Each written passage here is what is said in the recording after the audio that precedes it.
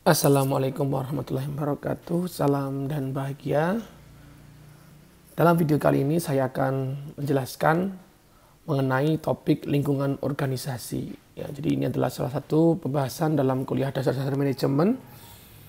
Dalam pembahasan kali ini saya akan membahas jadi apa itu lingkungan organisasi, ya, apa saja yang termasuk di dalamnya, kemudian bagaimana pengaruhnya ya terhadap suatu organisasi ataupun perusahaan ya. Dan pentingnya juga kenapa kok kita harus mempelajari atau memahami tentang lingkungan organisasi ini.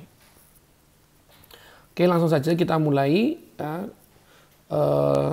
materi ini ya, kita mulai dari triple bottom line. Jadi triple bottom line ini disebut juga sebagai tiga pokok dasar. Nah, ini adalah tiga pokok dasar yang digunakan oleh suatu organisasi atau perusahaan.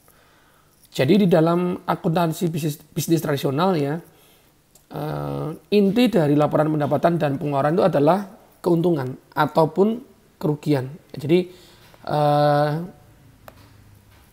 di dalam akuntansi bisnis yang tradisional yang lampau gitu ya, untuk usaha-usaha zaman dulu tradisional itu, inti dari laporan pendapatan maupun pengeluaran perusahaan itu ya untung ruginya perusahaan ya. Perusahaan itu cukup untung atau rugi begitu ya. Nah, namun menghasilkan uang itu seharusnya hanya menjadi salah satu tujuan bisnis ya. Jadi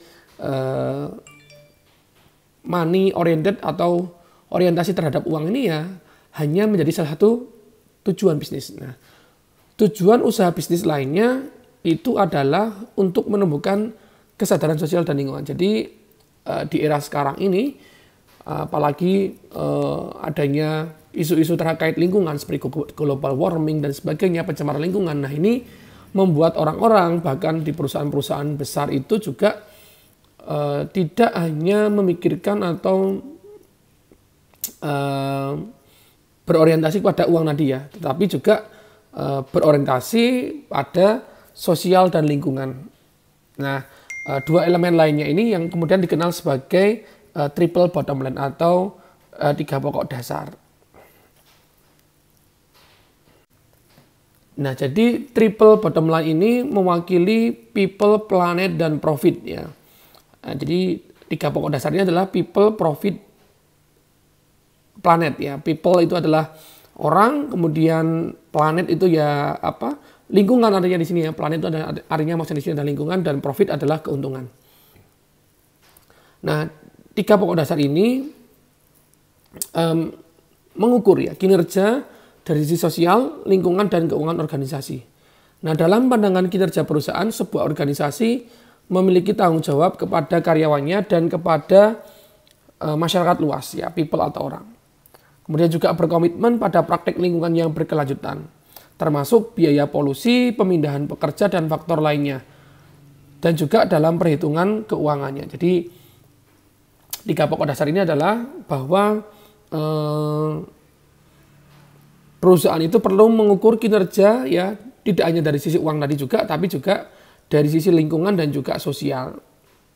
Ya, jadi perusahaan itu harus tanggung jawab kepada karyawannya, kemudian juga masyarakat luas di sekitarnya. Kemudian juga lingkungan tadi jangan sampai mencemari ya, kalau itu misalkan punya pabrik itu jangan sampai mencemar ya, ada polusi dan lain sebagainya. Dan juga tadi tetap memperhatikan juga faktor keuangan, karena bagaimanapun juga namanya itu perusahaan pasti ya ingin mendapatkan profit, keuntungan. Nah, keberhasilan di bidang-bidang ini dapat diukur melalui yang namanya audit sosial. Ya, jadi kalau audit saja kan hanya fokus pada uang ya, pada money ya.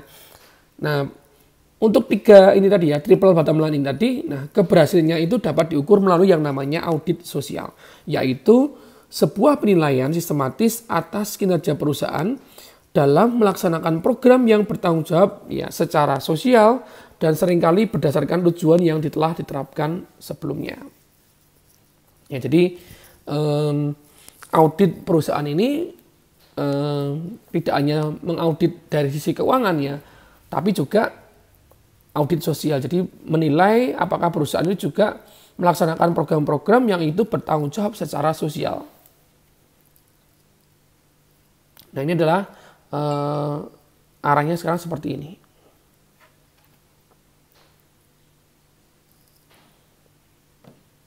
Ya, jadi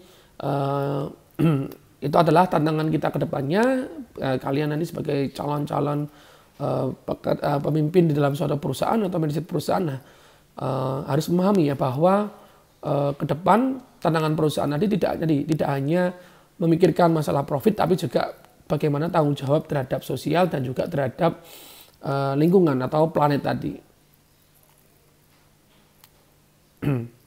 Nah, di dalam sebuah organisasi atau perusahaan dikenal yang namanya stakeholder atau pemangku kepentingan ya. Stakeholder atau pemangku kepentingan. Stakeholders atau pemangku kepentingan adalah orang-orang yang keuntungannya itu dipengaruhi oleh aktivitas organisasi. Ya, jadi yang disebut sebagai stakeholder atau pemangku kepentingan artinya adalah orang-orang yang keuntungannya dipengaruhi oleh aktivitas organisasi. Ini menurut Carnegie and William tahun 2016. Nah, stakeholder ini juga bisa diartikan sebagai setiap kelompok yang berada di dalam maupun di luar perusahaan yang mempunyai peran dan dalam menentukan keberhasilan suatu perusahaan. Ya, jadi sesuai namanya ya, stakeholder atau dalam bahasa Indonesia adalah pemangku kepentingan. Mereka ini ya orang-orang atau pihak-pihak begitu ya yang keuntungannya itu mempengaruhi aktivitas organisasi ya, dan juga punya peran ya di dalam menentukan keberhasilan suatu perusahaan. Nah, manajer dalam suatu organisasi atau perusahaan di sini beroperasi dalam dua lingkungan organisasi. Nah, nanti kita akan bahas ini karena pentingnya lingkungan organisasi ini perlu dipahami oleh seorang manajer gitu ya. Nah, keduanya ini terdiri dari berbagai pemangku kepentingan. Nah, apa itu dua lingkungan itu? Ya, dua lingkungan organisasi ini adalah yang pertama stakeholder internal dan yang kedua adalah stakeholder eksternal. Jadi kita akan lihat nanti apa bedanya antara stakeholder internal dan stakeholder eksternal. Nah, berikut ini adalah gambar atau bagan yang menunjukkan diagram dari lingkungan organisasi. Ya. Jadi seperti yang tadi dijelaskan bahwa lingkungan organisasi itu ada dua ya. Ada stakeholder internal, ya ini yang ada di tengah-tengah bulatan ini ya, yang berwarna orange gitu ya, stakeholder internal, dan juga di luarnya itu adalah stakeholder eksternal. Jadi lingkungan organisasi itu adalah dua kelompok utama organisasi atau perusahaan, yaitu stakeholder atau pemangku kepentingan internal dan eksternalnya. Jadi internal itu ya intern ya di dalam perusahaan ya, maka di ini ya dia ada di inti perusahaan ya, terdiri dari employee, owner, dan juga board of directors ya. Employee pegawai, owner itu pemilik perusahaan, dan juga board of director ya. Jadi dewan direksi gitu ya, atau pemimpin-pemimpin perusahaan. Nah, kemudian ini juga dikelilingi oleh yang namanya dari stakeholder eksternal ya, karena dia eksternal berasal dari luar perusahaan. Nanti kita akan jelaskan lagi di slide berikutnya. Stakeholder eksternal ini ada dua macam lagi ya, dibagi dua lagi, yaitu the general environment dan juga the task environment ya. General environment adalah lingkungan general umum gitu ya, dan juga task environment ini adalah lingkungan tugas ya, atau lingkungan yang itu akan mempengaruhi terhadap suatu perusahaan. Nanti kita akan perjelas ini di slide yang berikutnya. Oke, kita mulai dari penjelasan mengenai stakeholder internal. Jadi yang namanya stakeholder atau pemangku kepentingan internal itu terdiri dari karyawan, pemilik, dan juga dewan direksi. Ya, jadi sudah saya jelaskan ini tadi yang berwarna orange ini tadi ya. Jadi stakeholder internal ini terdiri dari employee, owner, dan board of director ya. Jadi dia terdiri dari karyawan, pemilik, dan juga dewan direksi. Yang pertama karyawan. Nah, sebagai seorang manajer ya, dapatkah Anda menjalankan bagian Anda dari organisasi atau perusahaan jika Anda dan karyawan Anda terus-menerus mengalami konflik ya. Nah, kan susah juga ya kalau Anda sebagai manajer kemudian juga dengan karyawan ada konflik dan sebagainya. Nah, berdasarkan sejarah perburuhan atau tenaga kerja, tentu saja penuh dengan kisah-kisah seperti hal tersebut ya. Pasti ada juga konflik dan sebagainya. Tetapi konflik semacam itu dapat menurunkan kinerja organisasi. Ya. Jadi adanya konflik antara manajer dengan karyawan, tentu ini akan menurunkan kinerja organisasi. Yang seharusnya organisasi atau perusahaan itu berjalan dengan baik, tapi karena ada konflik antara manajer atau pimpinan dengan bawahan, nah ini kan akan menghambat kinerja performa perusahaan. Sehingga kedepannya akan merugikan kepentingan semua orang ya. Akan menjadi kerugian bagi perusahaan tersebut. Nah, di banyak organisasi atau perusahaan yang memandang ke depan saat ini, karyawan ini dianggap sebagai ya sumber daya yang paling penting. Ya, jadi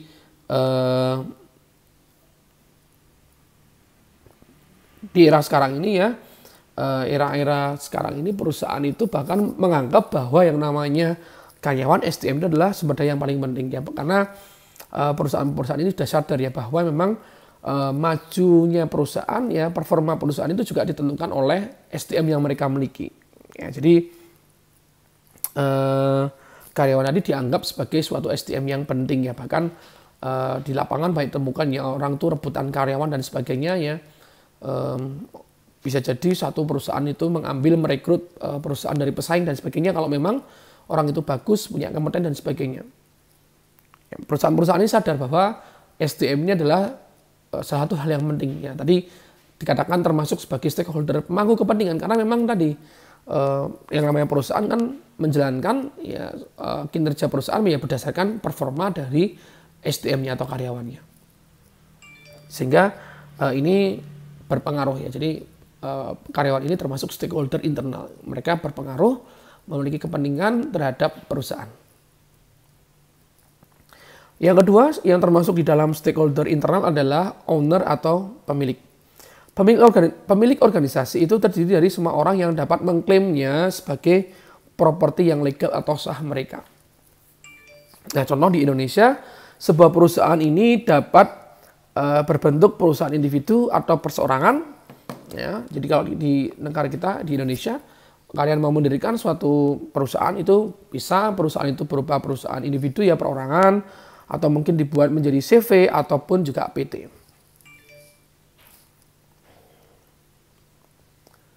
Nah, seorang pedagang kopi yang menjalankan usahanya sendiri, pedagang tersebut menjadi owner usaha kopi tersebut. Nah, ini contoh seorang pedagang kopi, kemudian dia menjalankan usahanya sendiri, nah maka pedagang itu ya menjadi owner ya, ini sendiri ya karena dia perorangan. Atau juga mungkin dua orang sahabat membuka usaha CV supplier bumbu rempah-rempah. Nah, kalau ini kedua orang tersebut merupakan owner dari usaha tersebut ya. Jadi ini adalah orang yang dapat mengklaim ya bahwa memang itu usaha tersebut adalah properti legal atau sah mereka. Nah, jelas pasti yang namanya owner ini adalah dikatakan sebagai stakeholder atau pemangku kepentingan ya, jelas karena owner pasti berpengaruh ya terhadap kinerja dan juga performa perusahaan begitu ya, dan juga owner ini pasti menentukan ya tadi bagaimana maju tidaknya suatu perusahaan atau organisasi tadi.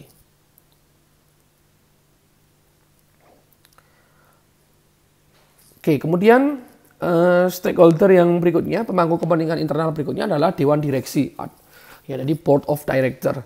Dalam korporasi atau perusahaan, dewan direksi yang anggotanya dipilih oleh pemegang saham untuk melihat bahwa perusahaan dijalankan sesuai dengan kepentingannya. Ya, jadi dalam perusahaan-perusahaan yang sudah bentuk korporasi, PT dan sebagainya, ini mereka para dewan direksi ini dipilih oleh para pemegang saham. Ya, jadi para direktur-direktur, pemimpin atau direksi dalam satu perusahaan ini biasanya mereka dipilih oleh para pemegang saham untuk mereka bisa menjalankan tugasnya yang sesuai dengan tanggung jawab mereka, sesuai dengan struktur yang ditentukan oleh perusahaan.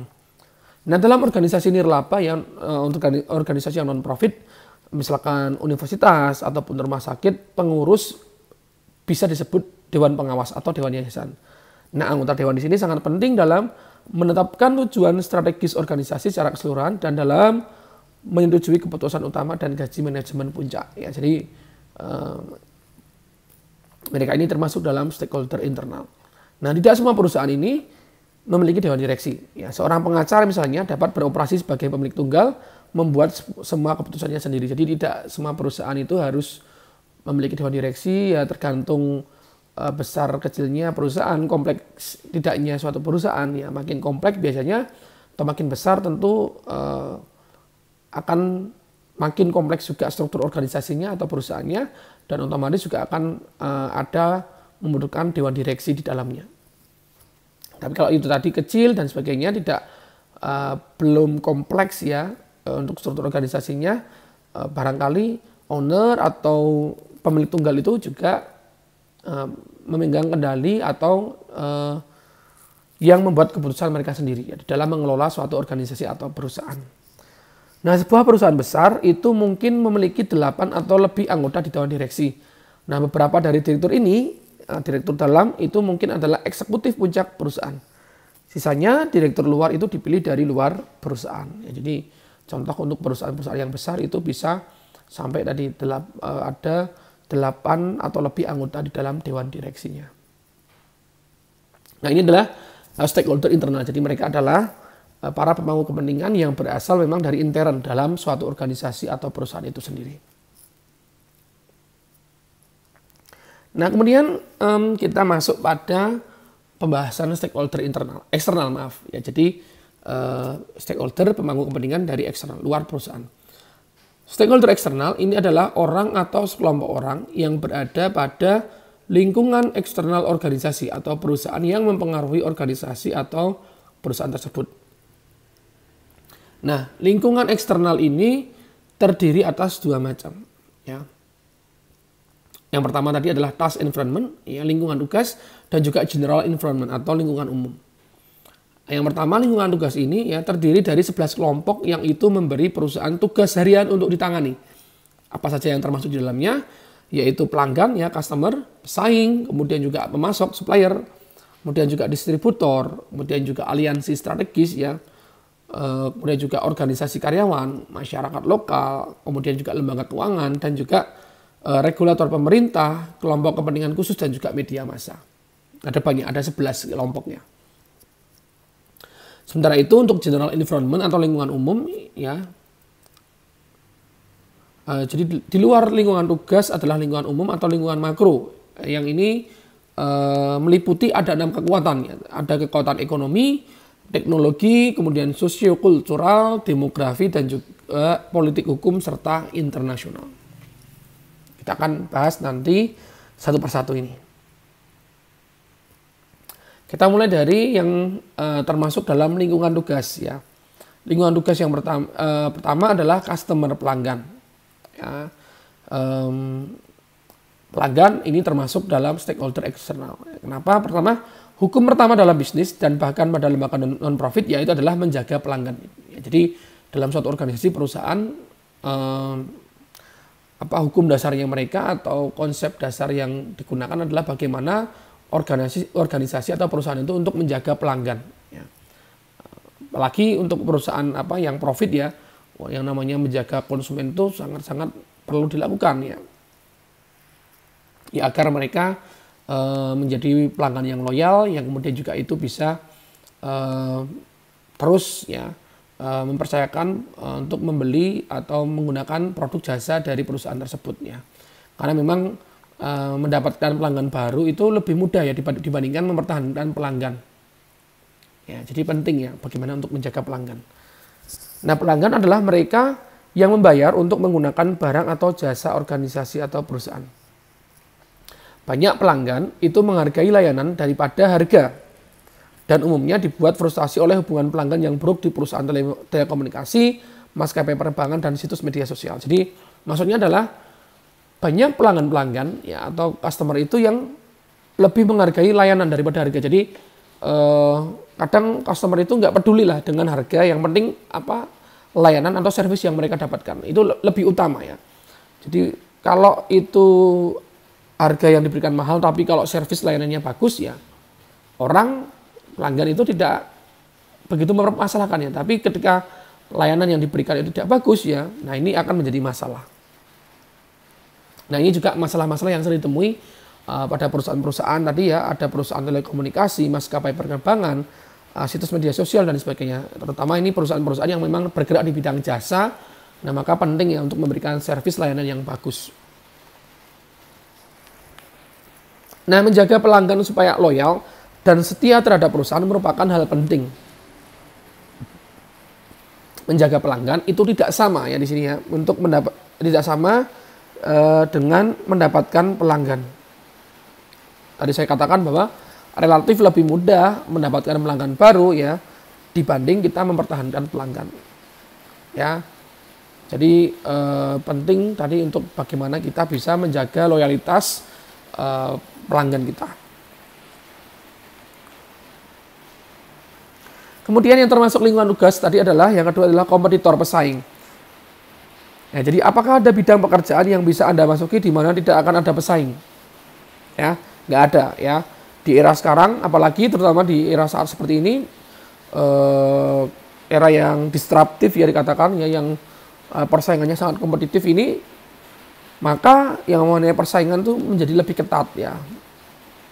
Orang atau organisasi yang bersaing untuk mendapatkan pelanggan atau sumber daya, misalkan karyawan bakat atau bahan mentah, ya itu sekarang menjadi semakin sengit gitu ya. Orang saling bersaing, perusahaan saling bersaing ya. Entah itu tadi ya mendapatkan pelanggan, kemudian juga selain pelanggan juga mungkin rebutan tadi SDM, tenaga kerja ya.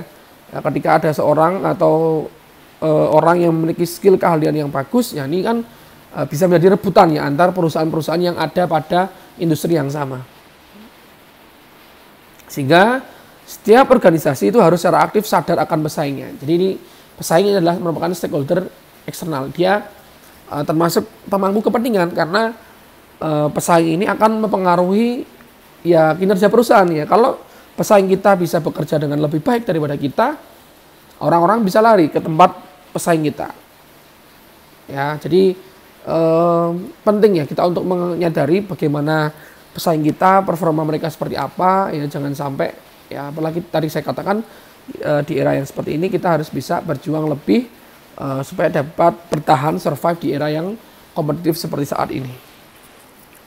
Kemudian yang berikutnya, yang ketiga, lingkungan tugas itu adalah termasuk di dalamnya adalah supplier atau pemasok. Apa yang dimaksud sebagai pemasok? Pemasok di sini adalah orang atau organisasi yang menyediakan pasokan, yaitu bahan mentah, layanan, peralatan, tenaga kerja, atau energi ke organisasi lain. Ya, jadi pemasok ini menyediakan ya bahan mentah, layanan, peralatan, tenaga kerja, ataupun energi ke organisasi lain. Nah, pemasok pada gilirannya akan memiliki pemasok sendiri. Contoh, percetakan buku membeli kertas yang digunakan untuk mencetaknya dari pedagang kertas, yang pada gilirannya dipasok oleh beberapa pabrik kertas, yang pada gilirannya disuplai kayu untuk bubur kayu oleh perusahaan penerbangan kayu. Jadi masing-masing perusahaan akan memiliki pemasok sendiri ya. Jadi kalau percetakan buku butuhnya kertas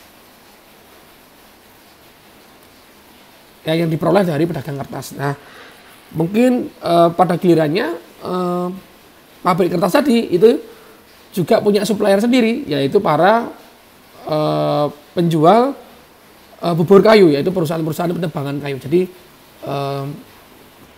tiap perusahaan akan memiliki suppliernya masing-masing. Nah, supplier ini termasuk stakeholder ya jelas, karena bagaimana perusahaan itu akan berproduksi, berjalan, ya ini tergantung juga pada keadaan suppliernya. Kalau mereka bisa menyediakan bahan baku dengan baik, kualitasnya dan sebagainya, ya ini akan mendukung sekali di dalam performa perusahaan. Tapi kalau itu suppliernya tidak bagus dan lain sebagainya, nah ini tentu akan juga berdampak terhadap perusahaan. Kemudian yang berikutnya termasuk dalam stakeholder eksternal adalah lingkungan tugas. Nah, yang termasuk dalam lingkungan tugas di sini adalah nomor 4 adalah distributor ya atau penyalur ya. Distributor di sini adalah orang atau organisasi yang membantu organisasi lain itu menjual barang dan jasanya kepada pelanggan. Jadi distributor adalah orang atau organisasi yang membantu organisasi lain itu menjual barang dan jasanya kepada pelanggan. penerbit majalah misalnya. Nah, dia tidak penerbit majalah itu tidak menjual langsung ya ke kios koran. Sebaliknya mereka pergi melalui distributor atau grosir, perusahaan-perusahaan grosir. Nah, inilah distributor mereka inilah yang ini membantu menjualkan majalah-majalah tadi. Kemudian juga misalkan perusahaan pupuk itu juga tidak menjual melalui distributor yang pupuk yang ada di desa-desa ya. Jadi mereka memiliki distributor sendiri ya, yang itu membantu perusahaan untuk memasarkan barang-barang yang mereka produksi. Nah, distributor ini jelas ini termasuk pemangku kepentingan karena ya berpengaruh ya terhadap perusahaan. Ketika distributor ini bisa berjalan dengan baik, ya pemasarannya akan berjalan dengan baik. Nah, ini akan mendukung perusahaan. Tapi kalau dia tidak bisa bekerja dengan baik distributornya, pemasarannya terhambat, ya penjualan produk dari perusahaan itu akan menurun dan sebagainya. Nah, ini akan berpengaruh terhadap performa perusahaan. Kemudian stakeholder yang berikutnya adalah strategic allies ya, atau aliansi strategis. Perusahaan bahkan juga organisasi nirlaba non profit gitu ya, itu seringkali berhubungan dengan organisasi lain. Dan bahkan juga berhubungan dengan organisasi pesaing untuk mewujudkan keuntungan strategis. Nah, istilah aliansi strategis ini menggambarkan hubungan dua organisasi yang bergabung untuk mencapai keuntungan yang tidak dapat dilakukan dengan baik sendiri. Contoh, asosiasi petani sawit yang beronggokan petani-petani sawit di Indonesia. Dengan membentuk asosiasi ini dapat membantu mereka dalam menjalankan usaha tani dan menjual produk. Ya, jadi intinya aliansi strategis ini adalah ya kerjasama atau membuat suatu kumpulan, membuat suatu asosiasi dan lain sebagainya. Yang intinya dengan adanya kerjasama antara dua organisasi, dua orang, dua perusahaan lebih ini akan bisa mencapai atau bisa mengerjakan hal-hal yang itu tidak bisa dicapai mereka sendiri. Ya. Nah, jadi adanya aliansi ini ya, kerjasama ini tadi akan berpengaruh terhadap perusahaan.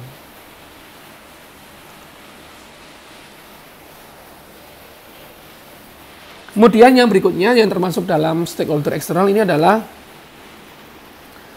task environment atau lingkungan tugas ini adalah employee organization ya, union and association, organisasi karyawan, serikat dan asosiasi. Jadi serikat buruh, serikat atau asosiasi dari karyawan. Nah, sesuai dengan pasal 102 UU Tenaga Kerja tahun 2003, dalam melaksanakan hubungan industrial, pekerja dan serikat pekerja mempunyai fungsi menjalankan pekerjaan sesuai dengan kewajibannya, menjaga ketertiban demi kelangsungan produksi, menyalurkan aspirasi secara demokratis, mengembangkan keterampilan dan keahliannya, serta ikut memajukan perusahaan dan memperjuangkan kesejahteraan anggota beserta keluarganya. Jadi ini adalah fungsi peran dari serikat ataupun asosiasi dari pekerja dari karyawan yang ada di Indonesia, sehingga mereka di sini memiliki banyak kegiatan, fungsi gitu ya, dan ini akan berpengaruh ya terhadap performa kinerja dari suatu organisasi atau perusahaan. Ya, karena memang organisasi karyawan tadi atau pekerja ini tadi, ini mereka yang menjadi wadah inspirasi, aspirasi dari para pekerja kita, karyawan-karyawan perusahaan gitu ya, dan juga ikut serta di dalam mereka memajukan perusahaan ya, melalui serta juga memperjuangkan kesejahteraan anggota beserta keluarganya. Nah, jadi ini termasuk dalam stakeholder internal. Kemudian yang termasuk dalam tadi stakeholder eksternal. Nah, kemudian juga yang termasuk dalam stakeholder eksternal di sini adalah local communities atau masyarakat lokal. Masyarakat lokal jelas merupakan pemangku kepentingan yang penting, yang terbukti tidak hanya ketika sebuah organisasi atau perusahaan besar datang, tetapi juga ketika organisasi itu pergi, membuat pejabat pemerintah berebut mencari industri baru untuk menggantikannya. Nah, sekolah dan pemerintah kota itu mengandalkan perusahaan atau organisasi untuk basis pajak mereka. Keluarga dan pedagang bergantung pada gaji karyawan untuk mata pencaharian mereka. Ya, jadi masyarakat lokal, masyarakat yang ada di sekitar perusahaan ini termasuk dalam stakeholder eksternal karena mereka adalah yang masyarakat-masyarakat, orang-orang yang itu memang berada ya di sekitar adanya perusahaan ini, sehingga mereka akan berpengaruh ya terhadap perusahaan.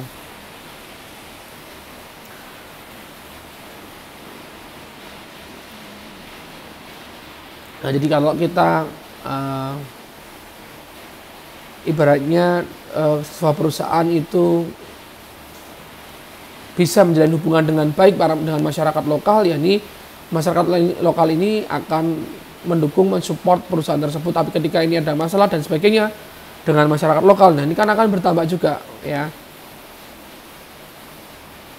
akan mengganggu jalannya perusahaan dan sebagainya karena ada konflik atau mungkin masalah dengan masyarakat lokal ya. Jadi penting untuk bagaimana perusahaan itu bisa menjaga hubungan dengan baik, secara baik terhadap organisasi atau perusahaan.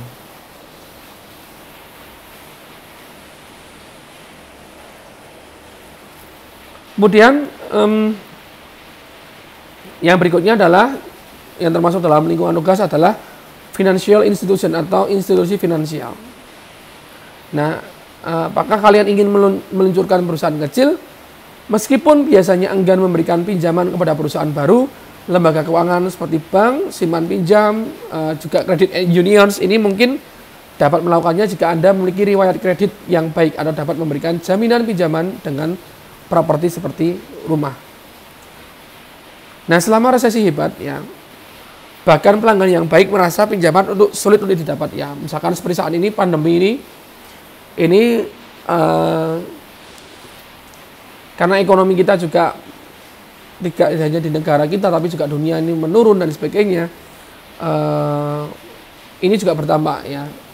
Misalkan adanya pandemi ini membuat pinjaman-pinjaman ini sulit didapat karena perusahaan itu juga tidak mau mengambil resiko terlalu besar, karena ketika ekonomi suatu negara dunia bahkan seperti ini ya belum bisa berjalan dengan baik ya, maka ada resiko di sana. Nanti kalau kita memberikan pinjaman ternyata usahanya tidak berjalan, gagal ya, ini terhadap kemudian juga berpengaruh terhadap usahanya tidak jalan dan sebagainya. Jadi kemudian dia tidak bisa membayar hutangnya. Nah, ini kan yang bertampak juga pada pemberi kredit tadi. Nah, maka sekarang juga di era seperti ini, di era internet dan sebagainya ini muncul cara baru ya untuk kita bisa mendapatkan pembiayaan. Ada yang namanya sekarang crowdfunding atau juga disebut juga crowdsourcing ya. Crowd itu keramaian, rame-rame gitu ya.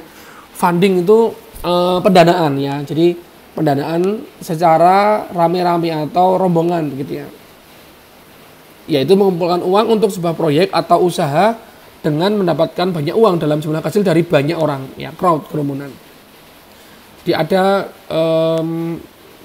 perusahaan rintisan startup itu kan juga bisa mendapat pendanaan melalui crowdfunding. Jadi mereka mungkin mempublish di suatu website ya, kan banyak juga sekarang website yang memfasilitasi ya terkait adanya kegiatan crowdfunding ini. Orang-orang yang kemudian ingin membantu nanti atau mungkin memberikan pendanaan nanti bisa ikut serta di sana membantu ya untuk memberikan pendanaan ya terhadap perusahaan tersebut. Nanti mungkin ada ketentuannya dan lain sebagainya terkait pembagian hasil dan lain sebagainya. Nah, perusahaan yang sudah mapan juga ternyata sering ya membutuhkan pinjaman untuk membantu mereka ketika pendapatan turun atau untuk membiayai ekspansi usaha. Jadi tidak hanya perusahaan baru, perusahaan-perusahaan besar yang sudah ada lama itu kadang juga membutuhkan modal, uang cash gitu ya, atau uang dalam jumlah banyak ya, misalkan untuk tadi membiayai ketika pendapatan perusahaan itu turun ya, terdampak misalkan karena tadi ya misalkan ada pandemi dan sebagainya, atau mungkin juga untuk membantu membiayai ekspansi. Jadi mungkin ketika perusahaan tersebut ingin memperluas pabriknya, menambah mesin pabrik dan sebagainya. Nah, ini perlu dipahami.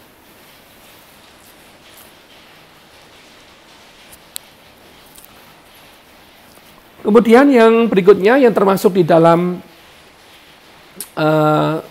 task environment berikutnya adalah government regulator atau regulator pemerintah. Regulator pemerintah yaitu badan pengatur yang menetapkan aturan dasar di mana organisasi dapat beroperasi dianggap sebagai pemangku kepentingan. Ya, jadi pemerintah di sini sebagai pihak yang itu menetapkan aturan ya, yang membuat aturan di mana organisasi perusahaan itu beroperasi sehingga jelas ya bahwa yang namanya regulator di sini pemerintah termasuk dalam pemangku kepentingan stakeholder. Nah, di sini kita akan berbicara tentang instansi pemerintah, dewan dan komisi yang memiliki kewenangan hukum untuk menentukan ya atau melarang persyaratan yang memungkinkan kita untuk menjalankan bisnis. Termasuk juga regulator lokal, kota maupun provinsi ya di satu sisi, dan pemerintah asing dan badan internasional seperti organisasi perdagangan dunia yang itu mengawasi perdagangan internasional dan upaya standarisasi.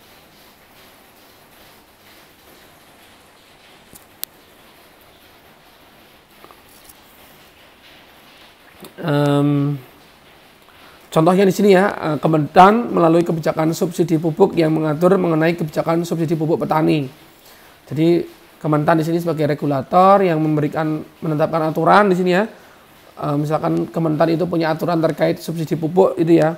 Nah, ini adalah mengatur ya terkait kebijakan subsidi pupuk petani. Contoh yang lain, Kemendak yang melakukan pengaturan HIT komoditas beras ya, HIT adalah harga eceran tertinggi komoditas beras.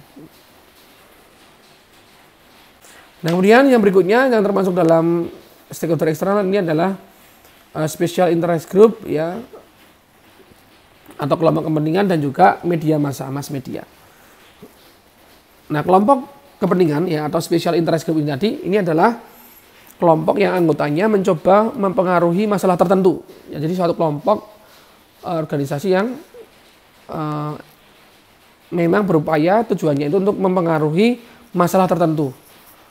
Ya, beberapa di antaranya mungkin yang mempengaruhi organisasi, misalkan asosiasi buruh, asosiasi petani, kemudian juga kelompok pecinta lingkungan. Ya, jadi Greenpeace misalkan ini kan organisasi yang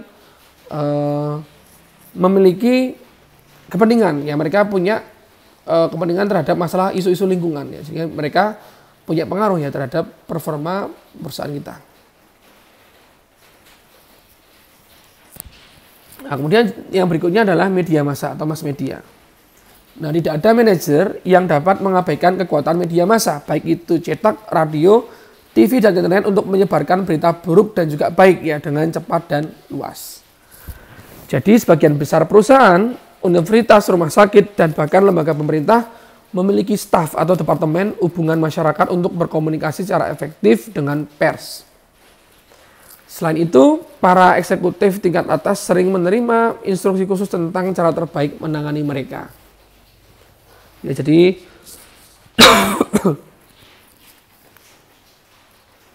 kekuatan dari media ya, baik itu media massa, baik itu cetak ya, sekarang adanya radio, TV, internet dan sebagainya, ini penting ya. Kita tidak bisa menyepelekan karena yang namanya media, kekuatan masyarakat ini yang lebih diperhatikan.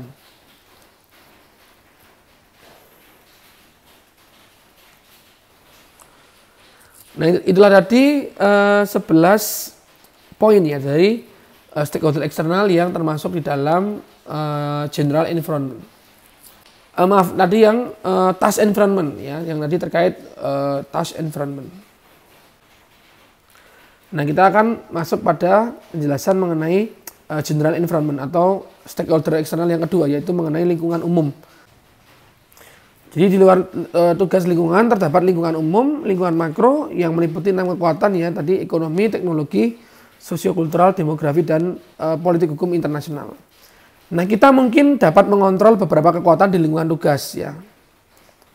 Jadi tadi kalau itu mungkin kita masih bisa mengontrol ya, misalkan supplier, tadi yang termasuk lingkungan tugas tadi ya. Kemudian juga mungkin misalkan supplier dan juga mungkin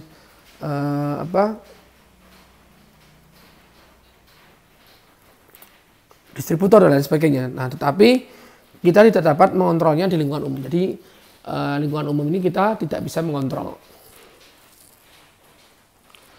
Walaupun demikian, lingkungan umum ini dapat sangat mempengaruhi lingkungan tugas, organisasi atau perusahaan tanpa kita sadari. Ya, jadi dia bisa menimbulkan kejutan yang tidak menyenangkan pada kita. Jadi jelaslah ya, sebagai seorang manajer itu kita perlu mengawasi cakrawala jauh ya, atau kedepannya ya, karena kekuatan lingkungan umum ini dapat mempengaruhi rencana dan keputusan jangka panjang. Jadi sebagai manajer itu harus punya cakrawala ya, atau memandang melihat itu secara jauh ke depan gitu ya, supaya ini kita dapat berpengaruh terhadap mempengaruhi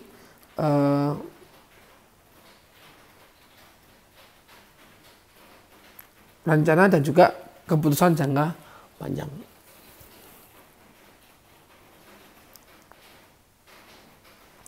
Nah, yang termasuk dalam lingkungan umum adalah satu economic forces atau kekuatan ekonomi.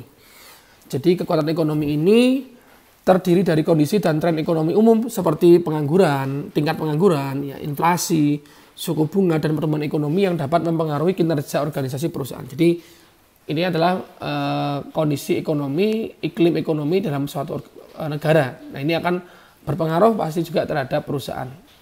Nah, misalkan kalau suatu negara tidak dapat mengendalikan inflasinya, ya maka harga bahan-bahan naik, harga barang-barang naik, ya bahan baku juga naik. Ini akan pengaruh pada perusahaan. Ya, perusahaan kemudian juga mengalami penurunan keuntungan dan lain sebagainya.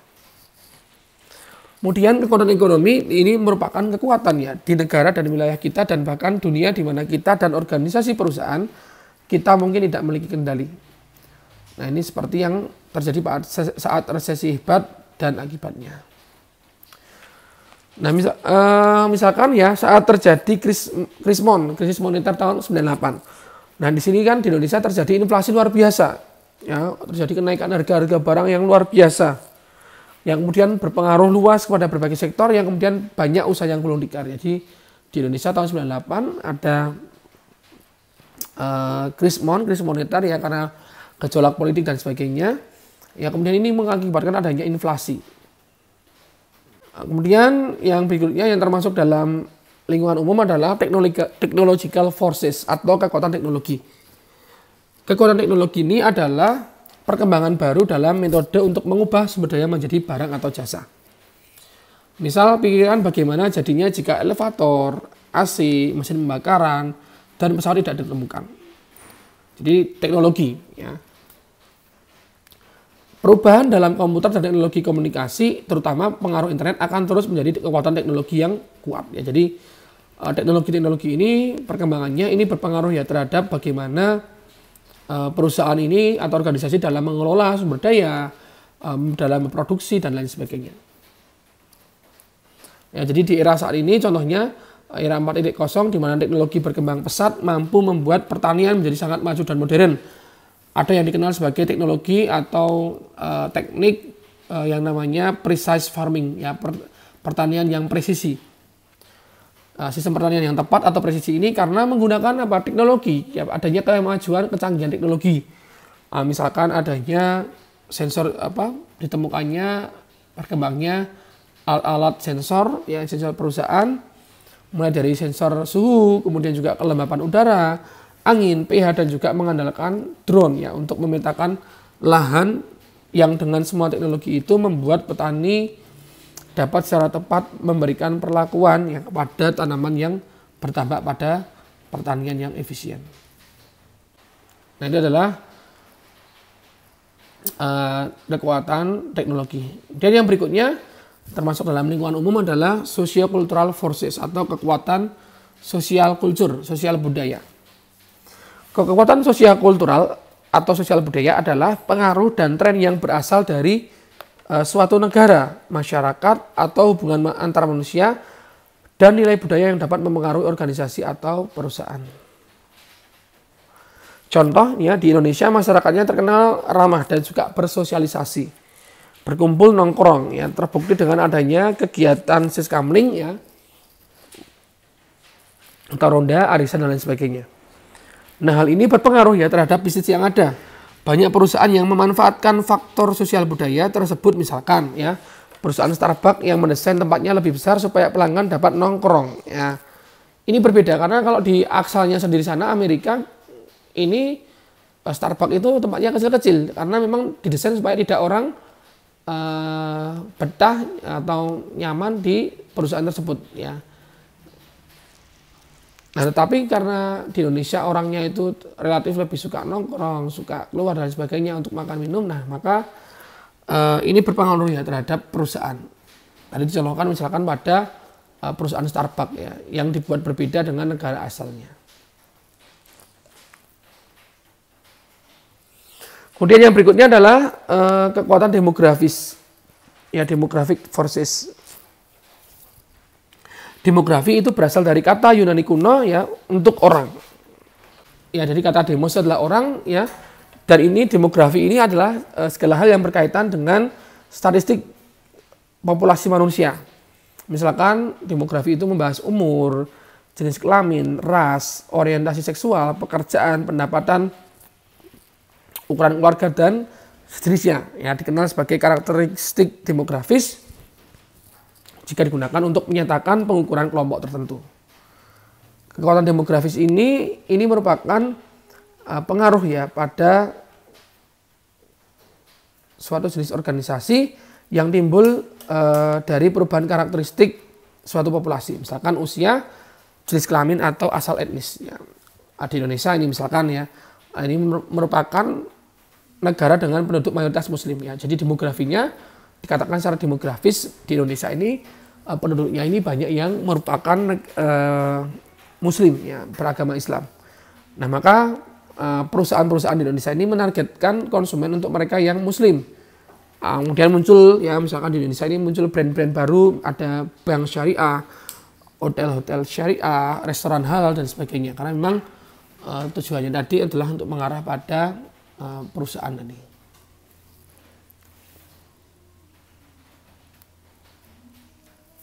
Kemudian yang berikutnya yang termasuk dalam general environment adalah political legal force ya, kekuatan politik hukum.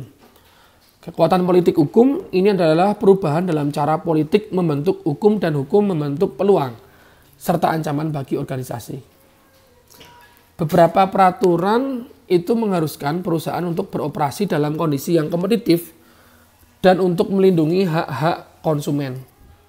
Nah, proses pergantian pemerintah ini juga sering kali menimbulkan peluang dan ancaman. Nah, makanya banyak perusahaan ini cenderung menunggu hasil dari pemilu sebelum meneruskan langkah ke depan. Maklum, pergantian presiden mungkin akan menghasilkan pergeseran kebijakan baru. Nah, jadi lingkungan politik ini jelas juga berpengaruh terhadap perusahaan. Karena tadi ya banyak yang perlu dipahami ya di dalam memutuskan ya suatu kebijakan ya. Kemudian yang berikutnya termasuk dalam lingkungan umum adalah international forces atau kekuatan internasional. Jadi kekuatan internasional ini adalah perubahan dalam sistem ekonomi, politik, hukum, dan teknologi global atau dunia yang dapat mempengaruhi organisasi atau perusahaan. Secara umum, lingkungan global ini mencakup faktor-faktor seperti politik, ekonomi, teknologi, sosial, demografi, peraturan yang sifatnya internasional. Sebagai contoh ya, meskipun krisis keuangan 2008-2009 itu terjadi di Amerika, namun dampaknya ini juga telah mempengaruhi perusahaan di Indonesia. Nah, jadi ini kan krisis yang ada di Amerika ya, tapi ternyata ini terpengaruh secara internasional ya. Tahun 2008-2009 ada krisis di sana, nah, kemudian ini dampaknya juga berpengaruh ke berbagai belahan dunia termasuk juga di Indonesia. Contoh lain misalkan adalah adanya ojek online yang tidak terlepas adanya inovasi Uber. Jadi kan berawalnya dari Uber. Uber kan perusahaan yang ada di Amerika, ternyata kemudian ini diluncurkan juga di luar negeri, kemudian memicu adanya perusahaan-perusahaan serupa yang ada di Indonesia. Maka juga muncul adanya Gojek ya, Grab dan lain sebagainya. Ya, jadi itulah lingkungan internasional. Ya, jadi ini tadi adalah penjelasan yang terkait stakeholder lingkungan organisasi. Jadi sekali lagi bahwa lingkungan organisasi tadi ada dua macam, ada stakeholder internal dan eksternal. Ya, internal dari dalam perusahaan dan juga eksternal dari luar perusahaan. Di mana masing-masing ini merupakan salah satu komponen hal yang itu berpengaruh ya terhadap perusahaan, sehingga dikatakan termasuk dalam stakeholder atau pemangku kepentingan. Ya, demikian penjelasan untuk topik kali ini terkait lingkungan organisasi. Terima kasih atas perhatiannya, dan apabila ada pertanyaan silakan tanyakan atau diskusi di kolom komentar ya. Ada kekurangan dari saya mohon maaf. Wassalamualaikum warahmatullahi wabarakatuh. Salam.